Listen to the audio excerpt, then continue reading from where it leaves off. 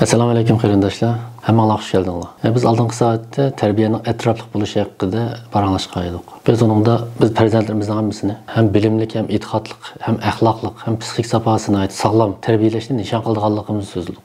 Oxirida shunday bir savollar oxirlashtirgan edik. Ya'ni zot oila tarbiyasi ichida bolalarni bu qadar atrofliq tarbiyalash haqiqatan va reallikka, amaliyotga uyg'unmi emasmi? Bu biroz biz qila oladigan doiradan eshib ketgan talabmi emasmi degan bir savol, bir gumon tug'ilishi mumkin. Biz bugun shu tema haqida biroz paranglashamiz. Shu darsni tayyorlik qilib o'tib, bir hikoya esim kelib qoldi. Bir uzun bo'libdi ekan o'qig'ili. Biroz ushoq detallari esimda qolmabdi. Bu bir Amerikada bo'lgan voqea o'xshaydi. Shu ma'lqa biroz ismlarni almashtirib davadimi. Robert ismli birisi uyga ishdan chiqib qaytib keldi. 15 yoshlik Alice deb bir qizi bor. U maktabda o'qiydi. Qarasa uy kelmabdi. Shuni bilan ustalga qarasa, ustalda bir xat. Qo'liga olib qarasa, u qizining qoldirib qo'ygan xat ekan. U bunday yozibdi. Dada, men bugun uydan chiqib ketdim. Xafa Asli men sizlarga sababini so'zlamoqchi edim. 100 rani paranglashni o'ylagandim. Ammo unda qilolmadim. Menga shu kokainga uyg'unib qolgani xili bo'ldi. Darslardan faqat kallam uchmayotdi. Qayerga berishimni hozircha sizlarga demay turay, ammo men borgandan keyin sizlar bilan aloqalashim.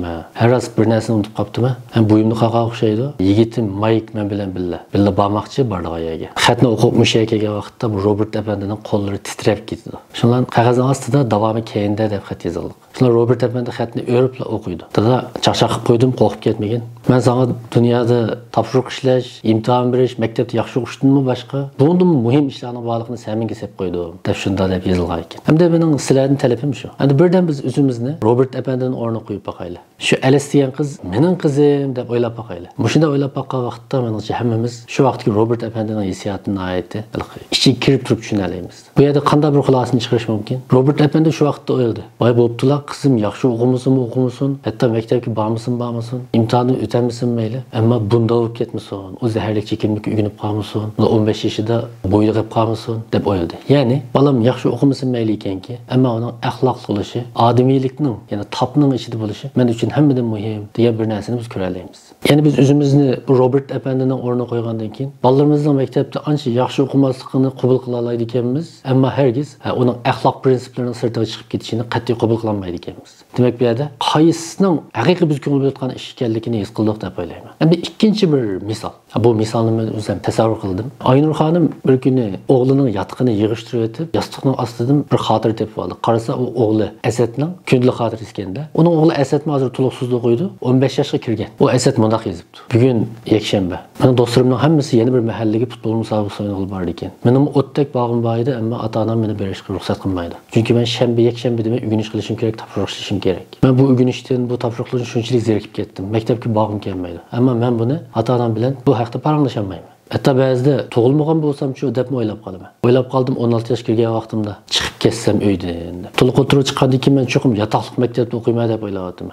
Uydan bek siqilib ketdim, uydan yiroq yo'q ketgan bor. O'tganda biraylarning o'zini o'ltirib olgan xabarini anglab, tamini kallamga g'ilib ol.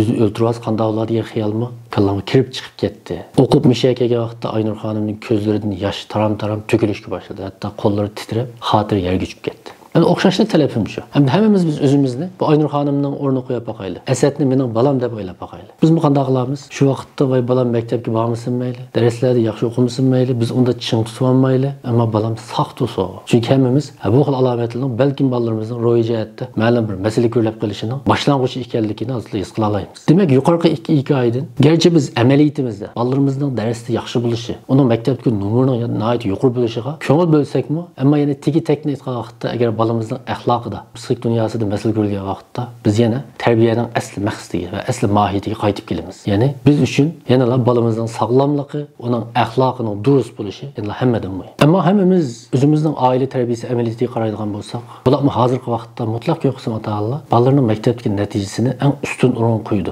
Oila tarbiyasi deyilgan vaqtda buning 60-70% mazmuni mushuni markaz qilgan bo'ldi. Nima uchun shunday qildi? Mening farzimcha bu turmush ehtiyojining bizning ko'zimizda biroz ko'r qilib olishi bilan munosabatli. Hamda turmush ehtiyoji, jamiyatning bizni qisitishi, shuni bilan hammamizda kelgusiga nisbatan bizni andishalik bir psixologik yashaydigan bir holatga kelib qo'ygan. Masalan, biz hissiyotimiz mendan keyin bolam boshqalarning qo'liga qilib qolmasa ekan, uning uchun yaxshi o'qitsam, yaxshi maosh ola oladigan yerlarga kelsa, boshqalarning qo'liga qarab qolmay turmush qilib keta olarmikin deb o'ylaymiz. Shu tufaylidan biz bolalarimizning adab axloqi, topdan chiqib ketish ketmasligi, psixik normal turish tumasligi deganlar har doim ikkinchi o'ringa o'chib qoldi. Ammo masala ko'rilgan vaqtda keyin darhol o'zimizni xato qilganligini his qilib, apla, asli ko'ngil bildigan ishni men unutib qolibman deb o'ylab qolamiz. Endi hammamizga ma'lum, jon bek uchun nima qilish kerak? Qo'limizda bir hunar bo'lishi kerak yoki bir ish qila olishimiz kerak. Uning uchun biz yaxshi o'qishimiz kerak, bilimli bo'lishimiz kerak yoki yaxshi oliy maktablarga kirishimiz kerak. Buni qaraganda biz buni qanday qilib chiqara olamiz desa, amaliyotda bilimlik bo'lish bizga nisbatan yashashning bir vositasi ekanligini tushuna olamiz. Ammo bir odamning odam bo'lishi, uning odamiyligining sog'lom, axloqining go'zal bo'lishi amaliyotda bir odamning yashashdagi maqsadi. Shu nuqtada o'ylagan vaqtda amaliyotda bizning bolalarimizning bilimlik bo'lishi maqsad emas, balki vosita bo'lsa, odam bo'lishimiz anaqdagi haqiqiy maqsad. Ammo normalda biz vosita muhimmi yoki maqsadmi deb so'rasa, meningcha hammamiz maqsad muhim deb javob beramiz. Chunki maqsad har vaqt muhim, vosita ikkinchi o'rinda turadi. Meningcha insonlarning eng chong xatoliklarining biri har doim o'sha vosita bilan maqsadning o'rnini almashtirib qo'ydi. Biz shunday qilamiz. Masalan, shu oila tarbiyasida doim maqsadning o'rniga vositani dasib qo'yamiz. Endi biz o'ylanib boqadigan bo'lsak, bilimlik bo'lish zodi nimadan darak berdi? Nihoyat oddiy, nihoyat zag'ir bilan tushunishli aytgan vaqtda bilimlik bo'lish amaliyotda qo'lidan ish keladigan bo'lish yoki kuchli bo'lish deganlik. Unda da bir bilimli odam bilimlik bo'lgandan keyin u qilishga tegishli ish bilan qilmaslikqa tegishli ishni, haqliq ish bilan haqsiz ishni, oq bilan qorni cho'qim farqlantira olamiz deb aytganimiz. Meningcha undaq deyolmaymiz. Masalan, atom bombasi yasagan bir olimga nisbatan atom bombasi uningga bu qurolni kimlarga ishlatishni, qanday vaqtda ishlatishni aytib beralamda, aytib bermaydi. O qurolni qayerga ishlatish, kimlarga ishlatish amaliyotda u olimning qimmat qarashi bilan munosabatli.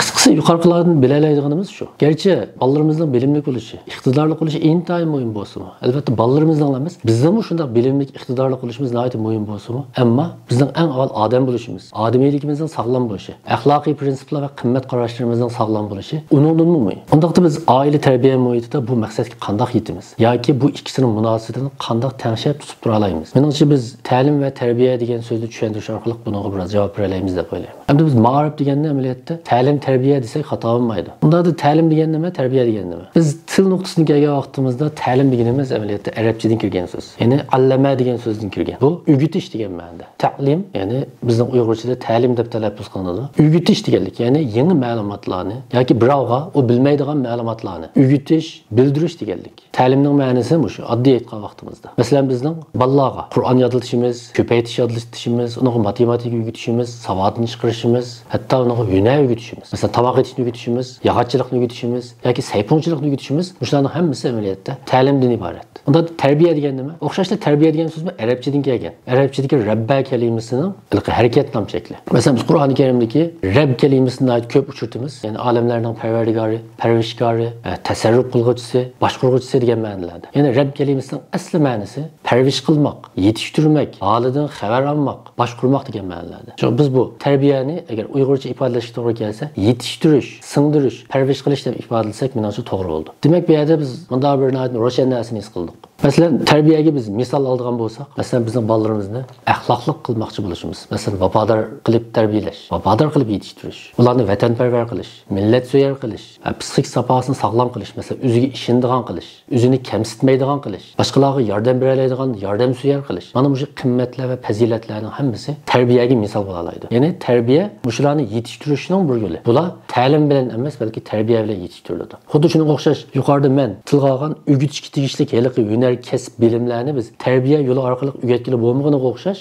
Hozir men tilga olgan axloqiy prinsiplar va qimmat qarashlarni ta'lim orqali o'rgatgili bo'lsa-mu, ammo singdirgili bo'lishini aytaylik. Biz buni oldingi soatda biroz so'zlagandik. Demak, biz endi yuqorqi kalimalarni bir yerga yig'gan vaqtimizda, biz oila tarbiyasida bolalarni bilimli qilish degan vaqtimizda yoki biz shu maqsadni oldinga olgan vaqtimizda biz bekroq ta'limga kuchaymiz. Agar bolalarning odamiyligini yetishtirish, ularning psixik safosini sog'lom qilish, axloqiy fazilatni durust qilish degan vaqtimizda tarbiyani markaz qilamiz. Unda da biz yuqorida bir narsani tilga oldik. Ya'ni bolalarni bilimli qilish vosita, ammo ularni odamiylik ega qilish maqsad dedik. Unda da bir oiladagi tarbiya strategiyasi maqsadni markaz qilish kerakmi yoki vositani markaz qilish kerakmi? Agar biz bu savolga javob bersak, men bugun demakchi o'g'allarimni tushungan bo'lamiz. Agar biz bolalarning odam bo'lishini, odamiyligining sog'lom bo'lishini maqsad deb qarasak, tabiiy yo'sinda oila tarbiyasida tarbiyaning markaziy o'ringa chiqadiganligini, ta'limning ikkinchi o'rinda turadiganligini tabiiy e'tirof qilamiz. Demak, mening demakchi o'g'lim shu. Oila tarbiyasida tarbiya asos, ta'lim qo'shimcha yoki ikkinchi o'rinda. Endi yana bir tarafni o'ylab boqaylik. Masalan, biz bolalarimizni o'rgatmoqchi bo'lgan shu matematika, fizika, kimyo degandek bilimlar amaliyotda bolalarimiz maktabda o'rgandi. Endi buni maktab orqali to'liqlash, o'rganish butunlay mumkin. Ota-onalar oilada maktabning bu ta'lim faoliyatiga yordamchi o'rinda turib, o'zining funksiyasini joriy qildirsa bo'ldi. Ham shunday qilish tegishli. Keyinchi biz bu haqda yana tafsil to'xtalamiz.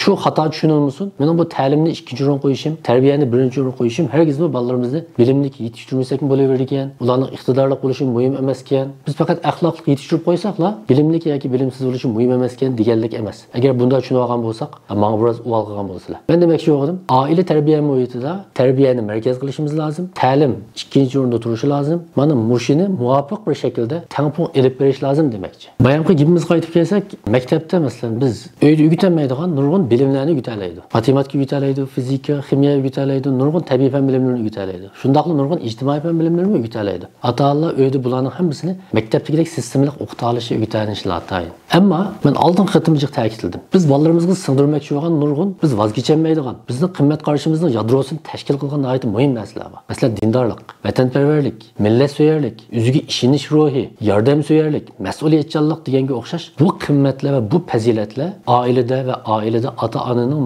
rol elishi, bolalarga ulgu bo'lishi va amaliyat bilan singdirish orqali o'rgatiladi yoki yetishtiriladi. Axloqlarni o'rgatish intayin qiyin. Masalan, biz bolalarga men vatanparvarlikni o'rgatdim, millatso'yarlikni o'rgatdim, o'ziga ishonishni o'rgatdim deyalamdiq, demaymiz. O'rgatish kalimasi bu yerga uyg'un emas. Bu yerga shundoq yetishtirdim yoki yetishtirishga tirishdim yoki shu ruhni singdirdim deyalaymiz. Ya'ni o'rgatgan narsalarimizning hammasi bolalarimizga singishini atayin. U yanada tarbiya orqali amalga oshadi va vujudga chiqadi. Buni qat'iy unutib qolmasligimiz lozim. Biz bugungi darsimizni qisqacha bir xulosalaylik. Bilimlik bo'lish vosita, ammo odam bo'lish maqsaddan iborat. Ta'lim bilimlik bo'lishga yordam qilsa, tarbiya bizning odam bo'lishimizga yordam qiladi. Bundoq bo'lganda oilada tarbiya markaz, ta'lim to'liqlamadan iborat.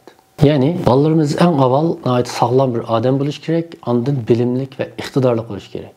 Axloqi nachar kishilarning bilimlik va kuchli bo'lib qolishi butkul insonlarga ofat bo'lsa, axloqi yaxshi, odamiyligi sog'lom kishilarning bilimsiz bo'lib qolishi insonlarga nisbatan yana bir motamdir. Chunki axloqli kishilarning iqtidorsiz bo'lib qolishi har doim zolimlarning yo'lini ochib qo'ydi. Tarixdan buyon shunday bo'lib kelgan, bugunmi shunday bo'lib kelyotdi. Hozir shu gap esimga qoldi. Ayni vaqtda Umar ibn Xattob radhiyallohu anhu shunday qaqshigan edi. Shu fosiq kishilarning yomon, ammo mu'min kishilarning yavash bo'lib qolishi bilan nihoyat zardamni qayintidi deb shunday degan. Shuningdek bizning maqsadimiz qanday bo'lishi kerak? Bolalarimiz ham axloqli, odamiylik sog'lom bo'lishi kerak, ham bilimlik, iqtidorli bo'lishi kerak. Bundoq bo'lishi amaliyotda oila tarbiyasining ichki taqozosi, shundaqla bizning navbatdagi Uyg'ur realligining amaliy talabidan iborat. Hammalarga rahmat. Har kanalimizga a'zo bo'lishni va tarqatib qo'yishni unutib qolmaysizlar. Sizlarga rahmat.